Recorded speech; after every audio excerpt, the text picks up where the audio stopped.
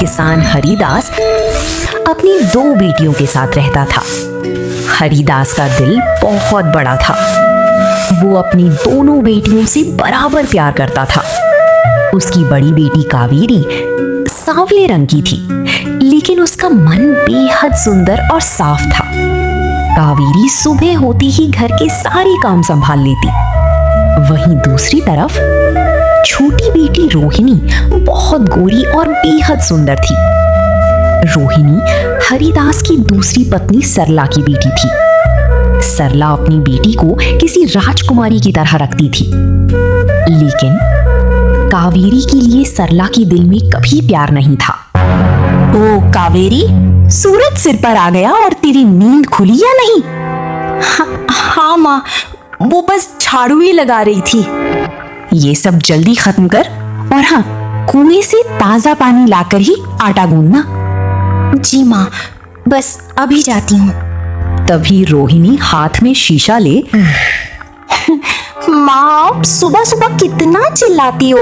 और सुनो, मैं आज रसोई का कोई काम नहीं करूंगी, मेरे हाथ खराब हो जाएंगे। अरे मेरी राजकुमारी, काम क्यों करेगी? ये सब काले कलूटे काम तो गौरी के लिए हैं। तू अंदर जा, कहीं धूप में काली न पड़ जाए।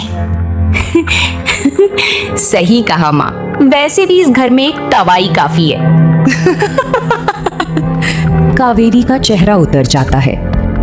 तभी पिता हरिदास कंधे पर हल रखे आंगन में आते हैं। सरला, सुबह सुबह ही शुरू हो गई। कावेरी भी तो तेरी ही बेटी है, थोड़ा तो तरस खा। अपनी ये वकालत बंद करो जी। इस सांवली लड़की को लाड लड़ाओगे तो कल को इससे शादी कौन करेगा? हाँ बाबूजी, आप हमेशा दीदी की साइड लेते हो। हरिदास अपनी बेटी का दर्द समझता था, लेकिन घर की शांति के लिए अक्सर खामोश रह जाता था। कावेरी की आंखों में आंसू आ जाते हैं और वो तेजी से घर से बाहर निकल जाती है।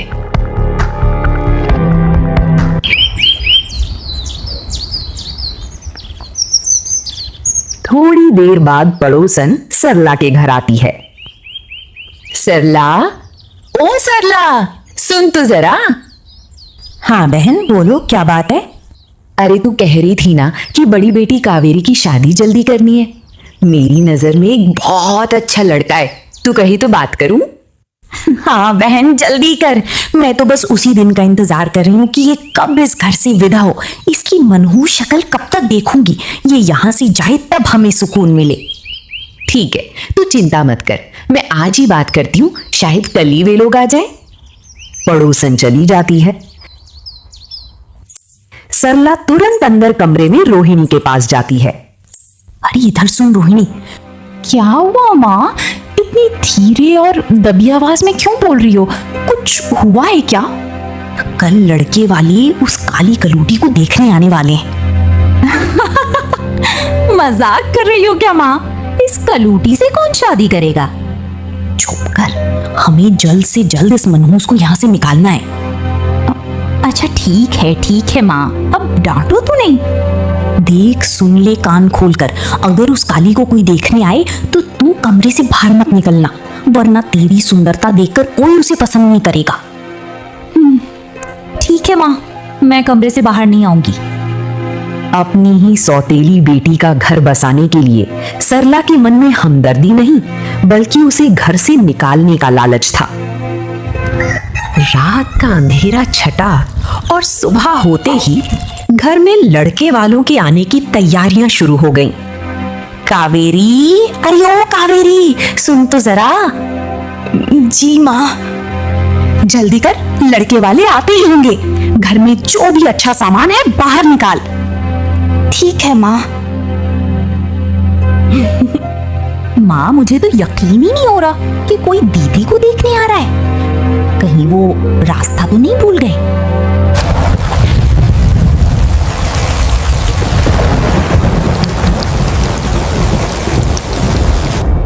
तभी दरवाजे पर नॉक होती है। हरिदास के आंगन में लड़के वाले आ धमके। आइए आइए बहन जी, बैठिए। देखो भाई साहब, हमारे पास ज्यादा समय नहीं है, सीधे लड़की को बुलाओ। जी बहन जी। कावेरी, ओ बेटी कावेरी, चाय लेकर आ जल्दी से। कावेरी घबराई हुई कांपते हाथों से चाय की ट्रे लेकर बाहर आती है। लड़के की माँ उसे ऊपर से नीचे तक घूरती है। लड़की कामकाजी तो लगती है, पर रंग इसका कुछ ज्यादा ही सांवला है। हमारे लड़के के साथ जोड़ी बिल्कुल नहीं जमेगी। बहन जी, हमारी कावेरी का दिल सोने का है, सारे काम चुटकियों में कर लेती है। दिल का हम क्या करेंगे भाई साहब, हमें तो घर के लिए सुंदर बहू चाहिए, हमें ये रिश्ता मंजूर नहीं। लड़के वाले पैर पटकते हुए बाहर निकल जाते हैं। हरिदास उदास होकर बैठ जाता है। कहाँ था ना मैंने, इस कलूटी से कोई शादी नहीं करेगा, आज फिर हमारी नाक कटवा दी। सही कहा माँ, भला दीदी के साथ कोई लड़का कैसा लगेगा, बिल्कुल दिया और बाती। हाँ, क्या सांवला होना कोई गुनाह है बाबूजी? चारों तरफ सन्नाटा फैल जाता है। हरिदास बेबसी से सिर झुका लेता है।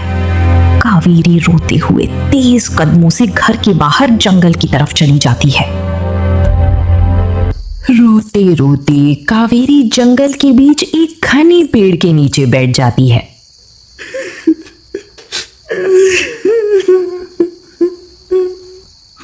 माँ, अगर आज आप जिंदा होती तो मुझे इस तरह रोज ताने नहीं सुनने पड़ते। सब मुझसे नफरत करते हैं। कावेरी के आंसू जैसे ही जमीन पर गिरते हैं, पेड़ की जड़ों के बीच से एक चमकीली रोशनी निकलती है। कावेरी डरकर पीछे हट जाती है। ये क्या है? कौन है यहाँ? डरो मत बेटी, मैं इस पेड़ की आत्मा हूं। तुम्हारे आंसू बहुत सच्चे हैं। बोलो, क्यों रो रही हो? सब मुझे सांवली और मनहूस कहते हैं। कोई मुझे पसंद नहीं करता। बेटी, सुंदरता तो मन की होती है और तेरा मन बहुत साफ है। पर कोई भी मन को नहीं देखता। सभी को बाहरी खूबसूरती से मतलब होता है। रो मत बेटी, ये ले। तभी पेड़ से एक चमकता हुआ सफेद फूल टूटकर नीचे गिरता है। ये फूल? ये एक जादुई फूल है बेटी। इसे चेहरे पर लगाकर सो जाना। कल सुबह तुम्हारी दुनिया बदल जाएगी। पर याद रखना, असली सुंदरता दिल की होती है। पेड़ से मिला वो चमत्कारी आशीर्वाद लेकर कावेरी भारी मन से घर लौट आती है। रात के सन्नाटे में जब पूरा परिवार सो रहा था, क्या सच में कल सुबह सब बदल जाएगा? कावेरी फूल को चेहरे पर लगाती है और आंखें बंद करके सो जाती है।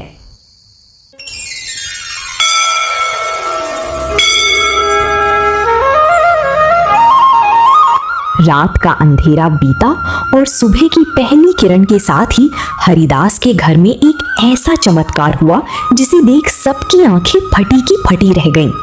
कावेरी ने जैसे ही अपना चेहरा आईने में देखा, ये मैं हूँ?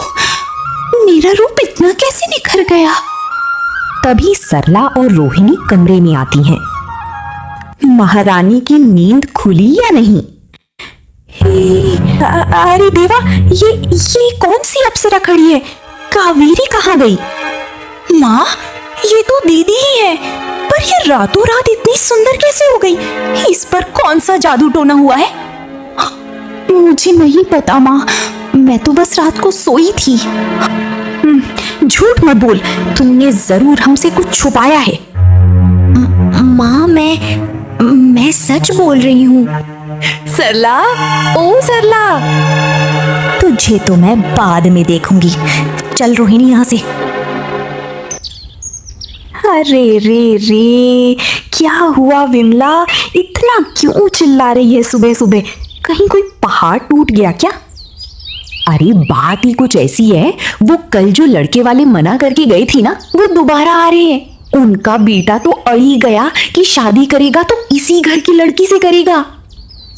अच्छा विमला, क्या बात सुनाई है तूने, तेरे मुंह में घी शक्कर। सुना रोहिणी, वो तेरे लिए आ रहे हैं, तू जल्दी से तैयार हो जा। कावेरी को तो उन्होंने कल ही नापसंद कर दिया, अब मेरी बेटी बनेगी महलों की रानी। हाँ माँ, वैसे भी इस घर में मेरे जैसा सुंदर और है ही कौन।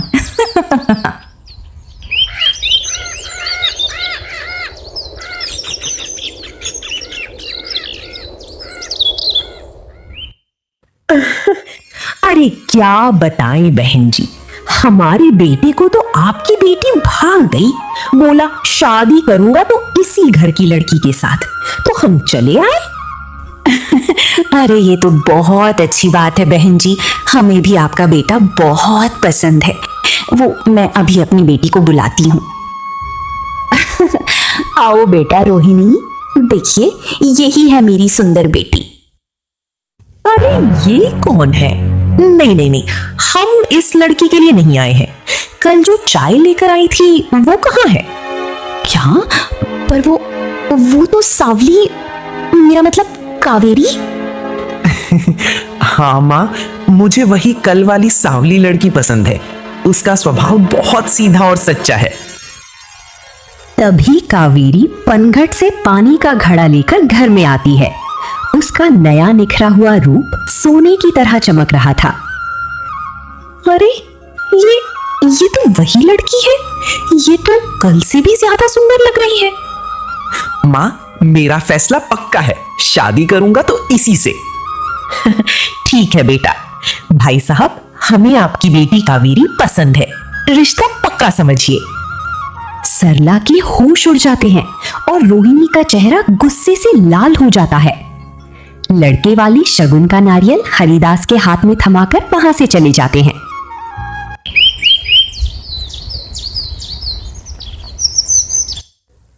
मेहमानों के जाने के बाद तूने जानबूझकर मेरी बेटी का घर उजड़वाया। सच सच बता, तू इतनी सुंदर कैसे हुई?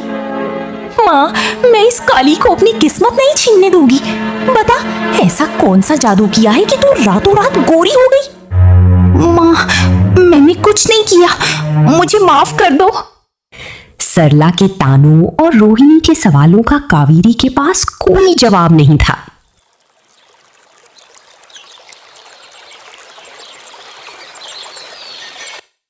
रात में कावेरी अपने कमरे में अकेली बैठी इसी चमत्कार के बारे में सोच रही थी।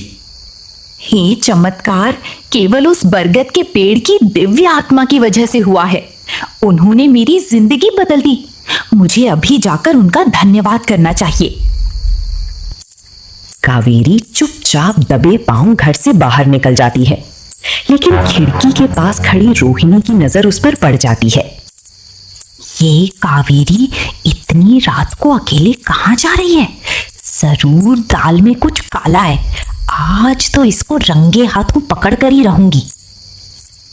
जलन और उत्सुकता में अंधी रोहिणी अंधेरी रात में चुपचाप कावेरी के पीछे पीछे जंगल की तरफ बढ़ने लगी।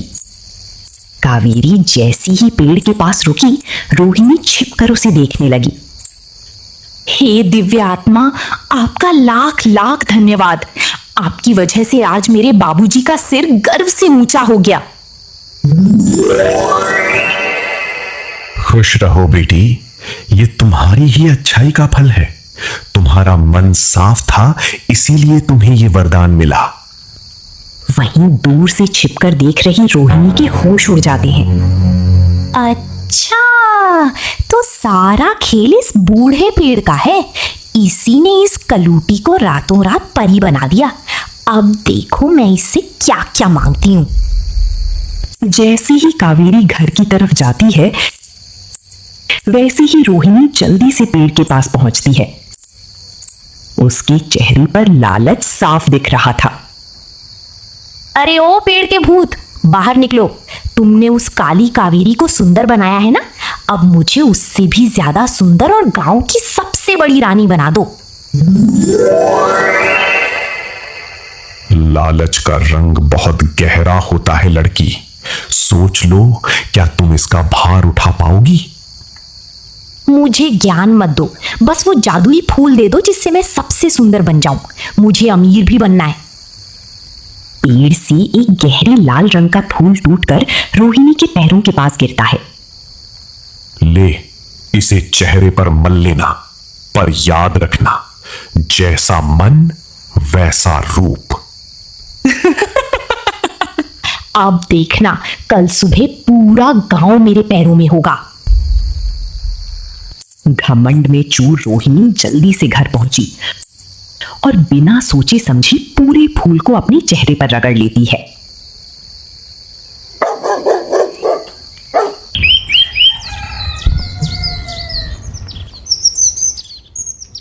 सूरज की रोशनी आंगन में पड़ ही रही होती है कि तभी कमरे के अंदर से रोहिणी की जोरदार चीख सुनाई देती है। माँ, मेरा चेहरा नहीं, ये क्या हो गया? रोहिणी की चीख सुनकर सरला, हरिदास और कावेरी भागकर कमरे में आते हैं। रोहिणी, क्या हुआ मेरी बच्ची? हे भगवान, ये क्या हालत बना ली तूने? माँ, मैं भी कावेरी जैसी सुंदर बनना चाहती थी। मैं उसी पेड़ के पास गई थी जिसने कावेरी को रातों रात सुंदर बनाया। उसने मुझे एक फूल दिया था जिसे लगाने से मेरा चेहरा ऐसा हो गया। छोटी, सुंदरता जादुई फूलों से नहीं, साफ दिल से आती है। तूने लालच किया, इसीलिए पेड़ ने तुझे ये सजा दी। दीदी, कुछ करो। मुझे अपना ये पुराना सांवला चेहरा ही वापस चाहिए। मुझे ये सुंदरता नहीं चाहिए। कुछ करो। अच्छा, तू चिंता मत कर, मैं अभी वैद्य जी से दवा लेकर आती हूँ, सब ठीक हो जाएगा। कावेरी का लाया हुआ लेप लगाकर रोहिणी पहले जैसी हो जाती है। दीदी, मुझे माफ कर दो। मैं जलन में अंधी हो गई थी। मैंने तुम्हारे साथ बहुत बुरा किया, फिर भी तुम मेरी इतनी फिक्र कर रही हो। अरे पागल, ऐसा क्यों बोल रही है? तू तो मेरी छोटी बहन है। घमंड टूटते ही रोहिणी और सरला का दिल बदल गया। अब वो आईना छोड़कर कावेरी के साथ घर के कामों में हाथ बटाने लगी। सरला को भी अपनी गलती का एहसास हुआ। बेटी कावेरी, मैंने तुझे हमेशा पराया समझा, ताने दिए। हो सके तो अपनी इस पापी माँ को माफ कर दे। ऐसा मत कहो माँ, आप तो मेरी माँ जैसी ही हो। हरिदास दूर खड़ा मुस्कुरा रहा होता है कि तभी वहां लड़का और उसकी माँ शगुन लेकर आ जाते हैं। भाई साहब, ये लीजिए, अब हम बारात लाने की तैयारी करें। इस बार हम रूप देखने नहीं, इस घर के अच्छे संस्कार और कावेरी का सच्चा दिल लेने आएंगे। जी जी बहन जी। पूरा परिवार खुश हो जाता है। दूर बरगद के पेड़ से एक जादुई हवा का झोंका आता है। असली सुंदरता चेहरे के रंग में नहीं, इंसान के अच्छे स्वभाव और साफ दिल में होती है। प्लीज मेरे चैनल को लाइक करो ना और सब्सक्राइब भी कर लो। प्लीज ना। अरे हाँ, कहीं मत जाना। अगर आपको हमारा वीडियो पसंद आया है तो एक प्यारा सा कमेंट जरूर करना। Okay, bye bye. Hello guys, thank you for watching. ऐसे ही वीडियो देखने के लिए अभी सब्सक्राइब करें। धन्यवाद।